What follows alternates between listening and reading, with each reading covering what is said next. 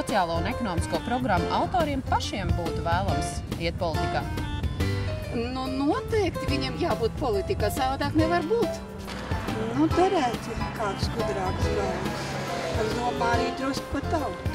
Nu, katram jābūt savā vietā, un ja cilvēks zina, ko viņš dara, tad droši vien, ka viņam ir viņš māk uzrakstīt un spēja arī īstenot, tad jā, jāiet, jādara lietas. Jau skaidrs, ka būtu labāk, tad tādā ziņā būtu noteikti labāk.